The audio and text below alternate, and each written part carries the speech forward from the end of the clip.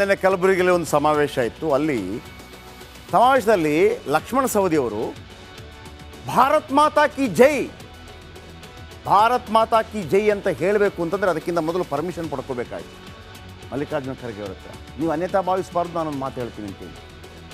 ಇಷ್ಟೊಂದು ಭಾರತ್ ಮಾತಾ ಕಿ ಜೈ ಹೇಳೋದಕ್ಕೆ ಕೇಳಿಸ್ಕೊಳ್ಳಿ ಏನು ಹೇಳಿದರು.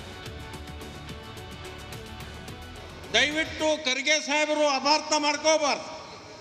ಒಂದು ಮಾತನ್ನು ಹೇಳಲಿಕ್ಕೆ ನಾನು ಬಯಸ್ತೀನಿ. ನೀವೆಲ್ಲರೂ ನಾನು ಹೇಳಿದಾಗೆ ಒಂದು ಮಾತನ್ನು ಹೇಳಿ, ನಾನು ಭಲೋ ಭಾರತ್ ಮಾತಾಕಿ ಅಂತೀನಿ.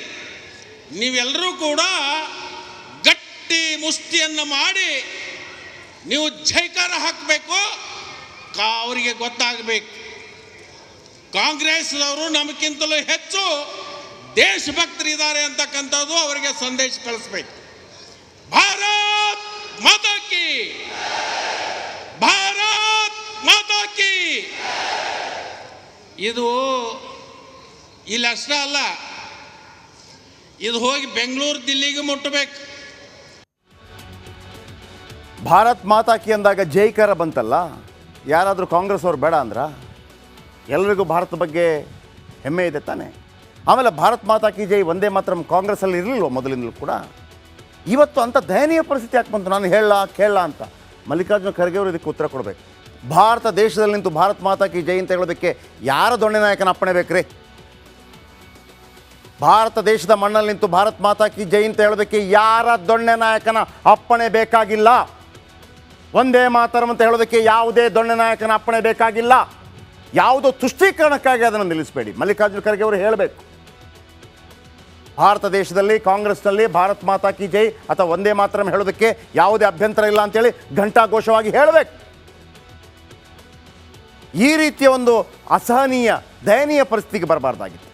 ನಿಮ್ಮ ಪರ್ಮಿಷನ್ ತಗೊಂಡು ಭಾರತ್ ಮಾತಾ ಕಿ ಜೈ ಅಂತ ಹೇಳ, ನೀವು ಹಂಗೆ ಹೇಳದೇ ಇದ್ದವ್ರು ಇಲ್ಲಿ ಹಾಕಿರ್ತೀರಿ. ಆಗಿದ್ರೆ ಕುವೆಂಪು ಹೇಳಿದಾರಲ್ವೇ, ಜಯ ಭಾರತ ಜನನೀಯ ಜನನಿ ಯಾ ತನು ಜಾತೆ, ಜಯ ಹೇ ಕರ್ನಾಟಕ ಮಾತೆ. ಭಾರತ್ ಮಾತಾ ಕಿ ಜೈ ಮತ್ತು ಜೈ ಹಿಂದ್ ಅಥವಾ ಒಂದೇ ಮಾತರಂ ಹೇಳೋದಕ್ಕೆ ಭಾರತದಲ್ಲಿ ಯಾವ ದೊಣ್ಣೆ ನಾಯಕನ ಅಪ್ಪಣೆ ಕೂಡ ಬೇಕಾಗಿಲ್ಲ. ಇದು ಇವತ್ತಿನ ಕರ್ನಾಟಕ ಪ್ರೈಮ್ ಟೈಮ್. ನಾಳೆ ಇದೇ ಸಮಯಕ್ಕೆ ಮತ್ತೆ ಭೇಟಿ ಆಗ್ತೀನಿ.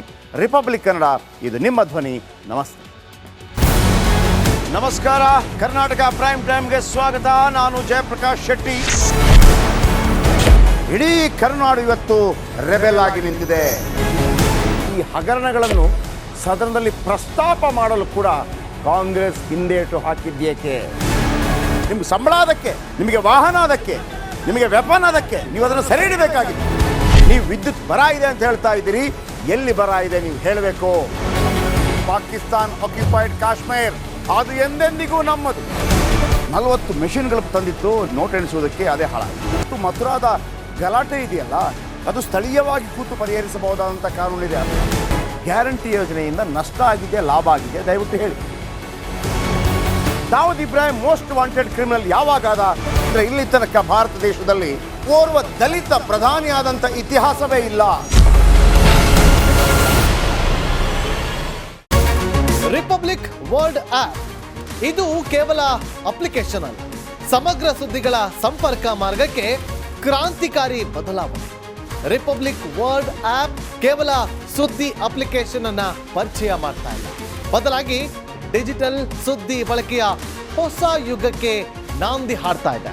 ಇದೊಂದು ಬ್ರೇಕಿಂಗ್ ನ್ಯೂಸ್, ಪ್ರಭಾವಶಾಲಿ ಕಾರ್ಯಕ್ರಮಗಳಿಗೆ ಗಟ್ಟಿಯಾದ ವೇದಿಕೆ. ರಿಪಬ್ಲಿಕ್ ವರ್ಲ್ಡ್ ಅಪ್ಲಿಕೇಶನ್ ಈಗ ಲೈವ್ ಆಗಿದೆ. ಗೂಗಲ್ ಪ್ಲೇ ಸ್ಟೋರ್ ಮತ್ತು ಆಪಲ್ ಆಪ್ ಸ್ಟೋರ್ ಎರಡರಲ್ಲೂ ಲಭ್ಯವಿದೆ.